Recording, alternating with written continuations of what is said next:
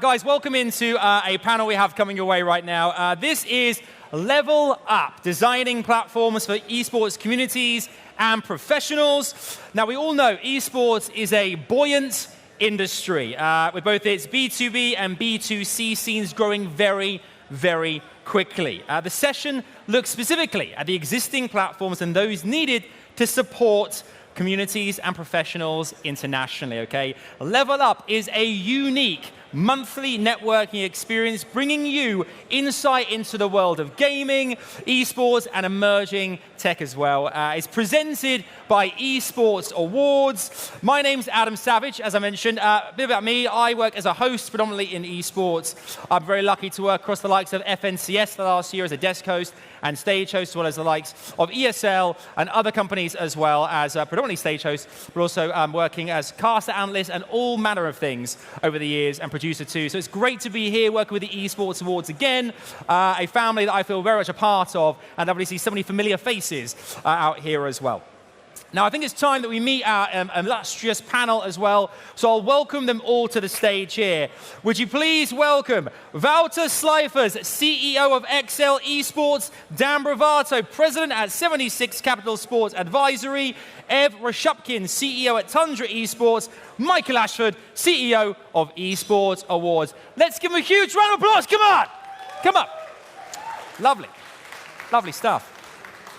Come on in, chaps. Just here, good to see you. Have a seat. Yeah. Pleasure to have you here, guys. Good to be here. This is great to have you here. And for you guys, well, this session is brought to you by the Esports Awards. As you probably all know, the Esports Awards is moving to Las Vegas this year. Mike, Las Vegas. Let's go. They will be closing the curtain on the gaming competitive season with a 3-day best-in-class B2B event. It'll include networking opportunities, fun social activities, the Lifetime Achievement Mixer. That sounds great. That sounds really good. It's all good. It's all good. We also have the Esports Leadership Breakfast and, of course, the Esports Awards 2022 ceremony. We're going to be hosting a quiz at the end of this as well. Who doesn't love a quiz? Courtesy of Slido.com. We'll give you the code shortly, but we're in for a real treat there at the end of the panel. First things first, guys, thank you so much for joining us here. I thought we'd start by going down the panel and just kind of having a brief introduction to who you are and your background as well. Wouter, let's start with you. Can you tell us about your role and what you do on a day-to-day basis? I'm the CEO of XL Esports. We are a competitive gaming organization from Britain. I'd like to say we're British best hope and pride when it comes down to esports. On a day-to-day basis we're dreaming about everything that we can win and what we want to be, all the way to managing talent and working with our partners like JD Sports and EE and Just Eat. Very importantly is how we make this a place and a platform what we're going to talk about for our community. But I would say, there's so much that goes into esports. It's creative, it's content, it's talent, it's commercial. So what do I do on a day-to-day basis is just try to make that work and realize our dream. I think you're going to say, just try to survive with all those different things you're doing. That's amazing. Well. Yeah. Fantastic. Thank you very much, Wouter. Next as well, Dan, tell us about your role day to day. Awesome. Thanks for having me. Obviously, I don't have the lovely accent that some of these folks have, but excited to be here nonetheless. So I work for 76 Capital. We are both a venture capital fund and a sports consultancy. Our VC is an early stage investor in sports tech, a number of esports investments, sports betting, gaming, media streaming technologies, et cetera. And we consult in myriad areas. So we work with professional sports franchises, leagues, teams, helping them understand esports and how to build with it and how to build across not just esports, but other things. But that will be my focus for this panel. Lovely. Great to have you here, Dan, as well. Excellent. Ev, my man, tell us about your role and your life as well. First of all, great to see this huge audience still at the end of the second day. Happy to be closing this. So Tundra, I'm CEO of Tundra. I started holding this business last December. So we're a very young esports org. We are very proud at the same time with the achievements that we have already. So we will be going to the international in Dota. So we are one of the top 12 teams in the world that qualified to the international. So looking forward to see what's the total prize fund this year. I hope everybody's looking at the numbers, hopefully going, up and up. And yeah, it's like what we're doing is still esports. We're trying to build this basis of esports performance as the foundation of what we do. And at the same time, we already do a lot with influencers and with content. One of our shareholders is Virgil van Dijk. We did a lot of cool activations around signing him as well. So also building our audience and our communities around Tundra. So we're in the beginning of the journey compared to Excel, but we are on an exciting one for sure. Lovely to have you here, mate. That's fantastic. Thank you very much. Last but no means least, of course, Mike, my good friend Mike, my idol in many ways. Thank you very much. You. I literally paid you to say that as well. You did. Give me the money. No, exactly. So I'm Mike. I'm the CEO of the Esports Awards. I get to work with an incredible team on building our platform year round, recognizing all of you wonderful people that work in esports. And we also get to put on the biggest curtain closer in the industry and have a lot of fun along the way. Excellent. Thank you very much as well. I'm glad you brought up platforms in general here, as of course we had to talk about designing platforms for esport communities and professionals. Leads into a first question, really, which I'd love to hear from all of you on is actually, what actually different sectors of esports you all work within. How would you define platform in your world? I'll start with you there, Walter. How would you define platform as such in what you tend to do? Yeah, platform is such an easy word to use, but probably still the best to try to describe to others what you're trying to build. Also for Excel, it's sometimes easy to explain that we're building a platform as well. And I think, first of all, if you think of it as a platform, and we are very much community focused, it first of all is a platform where you give a place to people to be together, to share the passion. And then the platform is how you enable for people to be together, to share the excitement. But also the platform is also very much what we provide as the excitement, is a platform for talent as well. So for talent to develop, to grow from a career perspective, from a personality perspective, but also then, how it helps them further in a career wherever they go as a stepstone into being amazing talent. But I'd say, and there's other ways to look at it, but the third element is we often speak for ourselves so often as a brand and a brand platform. And I think this is also how it relates to our partners, because again, the easiest way for us to explain to a partner is like, we like not to speak about being a sponsor. It's about being a partner, and it's about being a brand partner. But it is, again, what you offer as a platform, how you integrate in the platform. So I think from our perspective, the platform, there might be a technical element to it. We have a lovely Excel HQ, as some of you have experienced. Is part of the platform, but we also have Excel.gd as a digital part of our platform. So I'd say the technical and the infrastructure part of it is just how we try to realize it and enable it. But the platform really is what we create for community, what we create for our talent, and what we create as a brand and for brand partners to participate and integrate into that. Fantastic. I think I saw you saw that Ev nodding a lot as well. From Tundra's side as well, would you agree? Yeah, I totally agree. We are not a little bit still earlier in the process. We don't still have our own platforms, but it's all about understanding the needs of our community. It's all about building the community and understanding, like it's almost, you look at segmenting them. You have those very engaged esports enthusiasts who like not only to follow us and follow certain competitions, but also like playing games themselves and then competing and trying to get to the next level, potentially aspiring to become professional players. And so platform, I think, first when you think about platform, you think about them. And therefore, tournament platform is the obvious one that you discussed. But also, if there is a way that a platform is also a communication platform and a tool for them to talk to each other, to share best practices, to have fun. And therefore, I think that when we talk about this, it's really ecosystem. So the way that, for example, Discord and tournament platform integration started to work together. So it's developing that, adding more elements into this so that it becomes a frictionless process for communities, but also allows them to really enjoy what they like the most, which is, watching and playing games. Absolutely. And I think from the Esports Awards as well, your position would change on what the platform is, might potentially. What would you say from your perspective defines platform?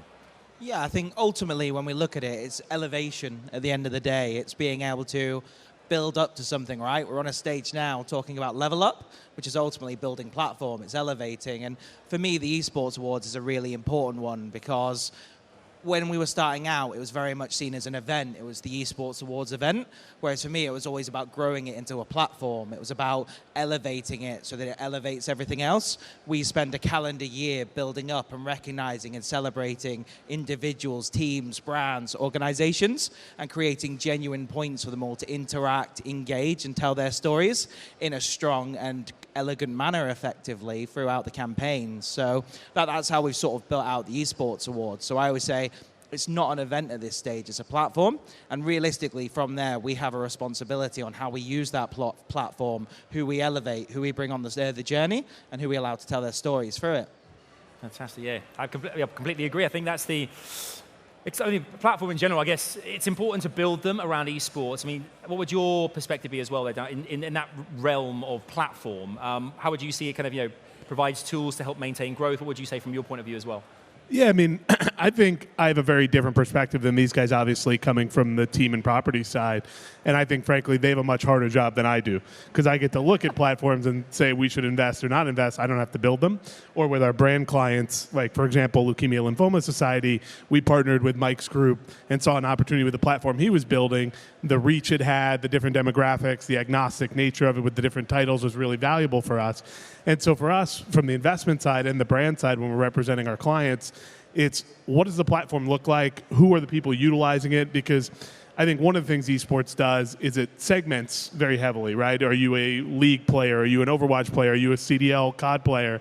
And where we kind of look is on the investment side is how big can we make that total addressable market for that platform? Is it exclusively for League? Or can it be for gamers in general? Is it for hyper-competitive gamers? Or is it just for gamers, right?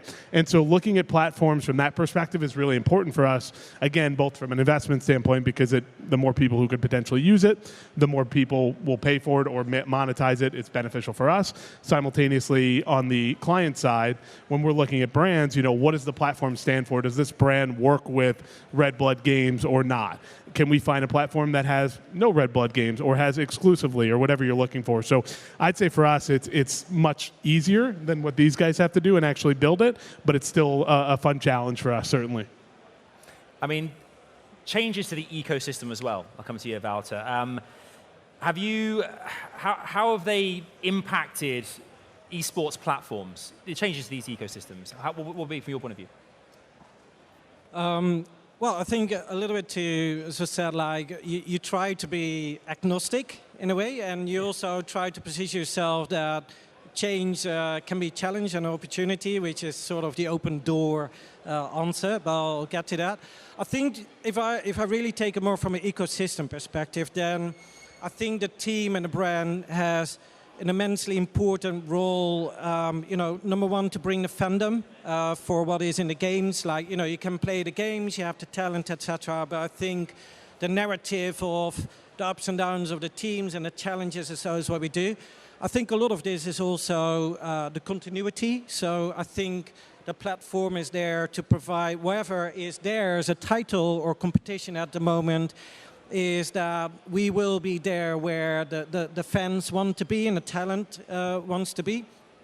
And I also think, I think that what teams do actually with all the dynamics is also bring that stability. So continuing stability, I think leagues as a platform as well, not representative, but I think if we think in the platform analogy, have an immensely important role into bringing like a longer continuity. And so I see it a bit as the glue in all the dynamics. Like, we love the dynamics, it's great. And at the same time, I think it brings that bit of stability and continuity where, investors would also love to see a bit of, aside from the excitement. And I think from the dynamics, I think of Excel as well as like, how can we make use of all that excitement and dynamics, but how can we create it such that we also bring continuity and consistent growth using the ups and sometimes the lows as well, yeah. if that makes sense. We're talking about the games as well within these leagues we're talking about here. Let's talk about those themselves. Ev, do you find they are the first platform, both from a B2B and B2C standpoint? Yeah, I think so. So if you look at the journey again, right? So you think about the players and how they want to interact with the esports world and with teams. And there is the element when they start playing games, they start following esports world, and then they start kind of going on that journey of becoming better and better and so on. And at the end, it's all about understanding their needs and giving them the most frictionless experience where they actually, they are able to compete and interact, and also at the same time be in that community, people who share their ideas and share kind of their attitudes. That's why I think teams play that important role of having that emotional connection with their fans, but at the same time providing them with tools and with those opportunities. And that's why I think that platforms have to be very open, right? So there needs to be more integrations with publishers, with games. There needs to be more integrations with communication tools. And there needs to be space for teams to create very kind of engaging opportunities, tournaments, and communication opportunities, watch parties potentially. And I think that's we're looking further down the line. I think that's where the space for Web3 also is the next logical step. So how do you make this an immersive experience where it's not just about going from one place to the next to fill in the tournament place and then chat in Discord. It's actually happening in one place, and you're a part of this kind of immersive experience. Further, a few years down the line, I think that's where it will happen. And as long as this provides this value, and you see this engagement from players there and spending more and more time, that's when monetization comes like that. And that's when it becomes for investors that kind of tipping point, because then you have them there, it's ad spend, it's partner integration, and it's monetization for any kind of in-game purchases or even tournament-related revenues. So yeah, I think the future of Web3 is really exciting, actually. Yeah, how it's gonna exactly. grow everything. Yeah, I guess same question for you as well, Mike. Obviously, working with players, organizations, as well as teams and such as well. I mean, do you think games and B2B and B2C, is that where the first real platform is, do you think? It's a good question, and I think one of the reasons we exist is because there is so much segmentation and fragmentation in the gaming, competitive gaming, esports industries, where everyone sort of grew apart. It became every team versus every team, and we're not going to collaborate, we're not going to engage with each other, we're not going to build. And then the Esports Awards came around, and then the amount of people that have came to us and said, this is the first time I've seen these people in 3 or 4 years, or this is the first time I've seen someone from CSGO or from the COD community. Yeah. And it's only it's one of the only platforms that's neutral enough that you can have all the big publishers in the room at the same time. And I think that's something we're starting to see a lot more, is actually within the ecosystem, collaboration is such an important piece of it. And something I always try and hammer home, which I know a lot of people disagree with, but it's not an esports team versus an esports team. It's esports versus sports, because we're effectively stealing eyeballs off a lot of the big media mainstream moguls that can charge ridiculous valuations. When you look at naming rights and media rights and Premier League broadcast distribution rights, that's where even being able to steal a small fragment of the money would come in and change the industry overnight. So I just think it's that thing of how we collaborate and build effectively whilst protecting your IP. And that's where a brand like G2 is so good, because they've created competitive rivalry with everyone, where they can do it in a way that no one loses out effectively. And that's something I think is so important. And you look at even this year, Optic and FaZe collaborating on merchandise, when they've both got franchises that compete against each other in the likes of the CDL, yet people received that and celebrated it, and it became one of their biggest selling collaborations of all time. And I think that's something that's so important as the ecosystem continues to thrive and grow, is we all need to do a better job of integrating and building out these platforms so we all grow at the same time, rising ships and all that, yeah? Yeah, I actually agree on that point, that I think all of us in the world of esports benefit from developing things like that actually, help us grow the whole ecosystem, and still eyeballs from the sports world for sure. And I think we also, we look at the world of Fortnite, we look at the influencers there and how they collaborate even now, like in the streaming areas and platforms, and where they play and how they talk to each other. It's so beneficial for everyone, for all the orgs that are sponsoring them, and I think there will be more and more of that. We will all actually benefit from it. The size of the pie will grow, so everyone will have a bigger piece as well. Yeah, absolutely. Like communication, collaboration, obviously they're key factors here. But anything else you think, Walter, that would help develop a successful platform alongside those attributes? Yeah, also I understood your question with the games, maybe. Yeah. You think about Fortnite and and if that's so I'll come back to your other question, but I think undoubtedly also here, yes, I think that the game is the basis for the competition. It's the basis for where the people gather, and I always find it, because also then from a platform perspective, I sort of find it funny that in this case then Epic Games has been battling Apple to take it from a bit of a different perspective. Okay. That's a platform who overcharges because that's where the people are and download the content. But I'd like to think that maybe in 10 years from now we're battling Epic Games for 30% transaction fees, and that's maybe another way to answer your question. Yeah, that is a dominant platform where people are. Where they're together, where they transact, and how, I guess, part of that platform is also how it is, as we'd say, inclusive and open, and not a closed ecosystem. And I think that that's part of the platform is how it not only serves a place for the core fans or so, but it also how provides opportunity for others and newcomers to participate in. So I think I've thought of your question as well from this perspective. I think, undoubtedly, games have grown out to be massive platforms and more than we realize, and that's where people spend time and spend their money and interact. And so, and then, sorry, the other part of the question was more towards from a community perspective. Yeah, or developing a successful platform. Obviously, you have communication, collaboration. Anything else you think contributes to that? Yeah, I guess if I take my own view on it, I think the first thing is that people often think firsthand from how they provide for a technical solution to something we've not really understand yet what we're going to do for. So we're going to build an app, we're going to build this, and we're going to build that. And so I think to take it, again, a little bit from a different angle, but I think very much two things here is, one is you first need to indeed immerse in trying to understand what people actually want to do in this platform and community, and then build up from there. And it doesn't always have to be a technical solution, which we like so much to think in solutions, I guess.